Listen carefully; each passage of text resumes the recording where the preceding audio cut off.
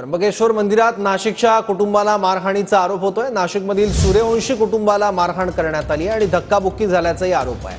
त्र्यंबकेश्वर मंदिरात दर्शनासाठी गेले असताना हा प्रकार घडल्याचं बोललं जात आहे। त्र्यंबकेश्वर मंदिरातील सुरक्षा रक्षकांनी मारहाण केल्याचा आरोप आहे। त्र्यंबकेश्वर येथील मंदिरात मारहाण झाल्याचा आणि धक्काबुक्की झाल्याचा आरोप करण्यात आलेला आहे आणि या संदर्भात बोलण्यासाठी आपल्यासोबत सूर्यवंशी कुटुंब आहे। मावशी, काय सांगाल? काल तुम्ही त्र्यंबकेश्वराच्या मंदिरात गेले होता, काय नेमकं प्रकार घडला त्या ठिकाणी?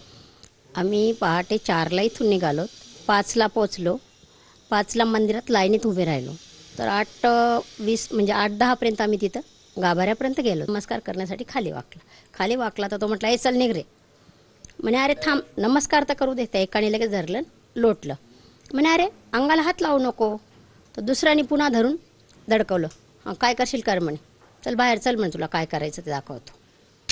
तिथं मग आम्ही नमस्कार वगैरे काय घेतला नाही, पोरांनी नाही, काय नाही, एवढं तिथं चालूच झालं त्यांचं। नुसतं नमस्कार, एकानेच खाली वाकलं तर लगेच बाहेर निघालो। तर आम्ही निघालो इकडं, त्याच्या समोर लगेच 4-5 गार्ड येऊन त्याला मारहाण करायला लागलेत आणि मला तर कोणी लोटलं काय लोटलं काही कळलंच नाही। मी डायरेक्ट अशी पायऱ्यांवरनं खाली गेली, इकडे डोक्याला वगैरे बरे ही साईड पूर्ण ठोकली गेलेली। जो तुमच्या सोबत हा जो संपूर्ण प्रकार घडलेला आहे, या संदर्भात काही तुम्ही तक्रार वगैरे दाखल केलेली आहे? पोलिसात आपण एनसी दिलेली आहे।